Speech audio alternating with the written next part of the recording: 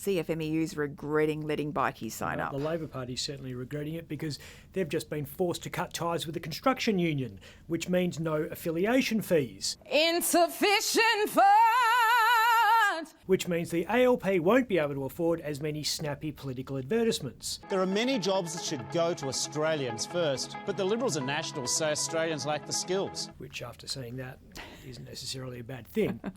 Anthony Albanese was forced to move on the CFMEU after unrelenting coverage of the fact the union had been overrun by bikies and gangsters. They infiltrated Victoria very well. Infiltrated implies that it was under the radar and union bosses didn't know. That's not the case here. They were welcomed with open arms, and with good cause. Bikies make excellent unionists.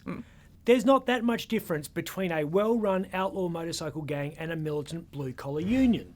They all like beards, they're staunch. You can't wear a tank top 2 days in a row, and you can only wear your hair in a ponytail once a week. They both have to pay their dues once they sign up. Do you accept cash? Most bikie gangs charge around $50 a week. That's 20 or 30% more than you'd be expected to cough up at the construction union. Oh my God, look at this! It's $1,000! You get your patch once you're accepted. You have to attend all-in events. We want to invite you to have lunch with us every day for the rest of the week. In bikie land, that's called going to church. Unions call them stop work meetings. Jason's not going out with Taylor. No, he cannot blow you off like that. Unions and bikie gangs both love a show of force. They both don't often like ladies to be part of the gang. Now, if you break any of these rules, you can't sit with us at lunch. Have a look at a CFMEU rally and it's just as much of a sausage fest as a bikie clubhouse. They both like to get their punch on. That's a brawl in Brisbane after the CFMEU locked out some tradies from a construction site. And that's some Hells Angels airing a grievance at a kickboxing match on the Gold Coast. They don't always see eye to eye with the law. That cop is not checking the neck size of that wharfie for a suit fitting, and that gypsy joker hasn't smudged his lipstick after a disagreement with the constabulary. Bikies and unionists both love a good sing-along. That was the Maritime Union of Australia. Never lose faith in a think. We hit pricks that think their shit don't stink. And that was the boy band division of the Finks Outlaw Motorcycle Gang. Most obviously, unions and bikies employ similar negotiation tactics. In the end, I had to put his head in a vice. There's a long history between unions and the underworld. Anthony Albanese's clutching his pearls at the moment at the thought there might be corruption in union ranks. He had the audacity to act shocked. I was shocked. Shocked. Give me a break, Albo. The Underworld's had a construction ticket since the days of the Builders Labourers Federation. As far back as I can remember, I always wanted to be a gangster. In the 1970s, New South Wales BLF boss Jack Mundy was neck deep with gangsters.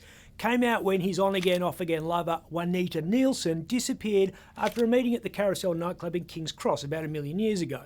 The Carousel was owned by a bloke called Abe Safron. Mr. Singh. You don't need to join too many dots to appreciate why he had that nickname. The industrial relations landscape is littered with gangsters. Mick Gatto openly describes himself as a building industry mediator. So does Tom Domican. Tom makes Mick look like Rod and Todd from The Simpsons. Knock that off, you two. It's time for church. Tough Tommy was part of Australia's most infamous jailhouse fight.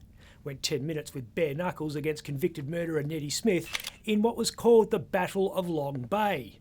Domican, who's a self-proclaimed harbinger of industrial peace, was charged twice with the murder of Sydney Underworld legend Christopher Dale Flannery. Mr. Rent-A-Kill. And you really don't need to draw too many dots to work out why he had that nickname. Flannery was Australia's most sought-after professional hitman.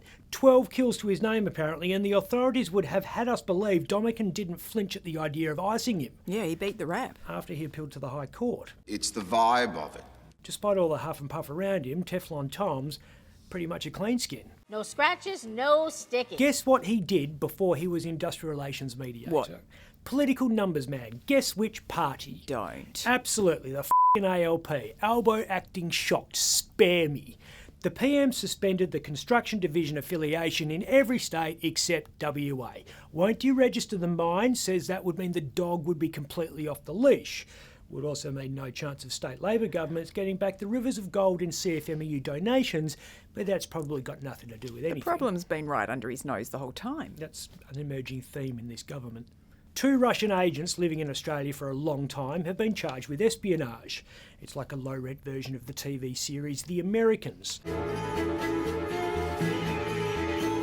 That followed a sexy couple who were Russian spies living in 1980s Washington, D.C. Was that? Kerry Russell from Felicity, yes Wow. it was. Number 6, dress high voltage. They got Kerry Russell in lingerie, we got Kira Korolev and her 62-year-old husband Igor, who was a tradie. Our country's counter-espionage abilities are so well honed, we use Kira in a recruitment ad for the Australian Army. I'm Kira, and I'm an information systems technician in the Australian Army. Seriously, even the commies at the CFMEU would question that one. I'm Ben Harvey.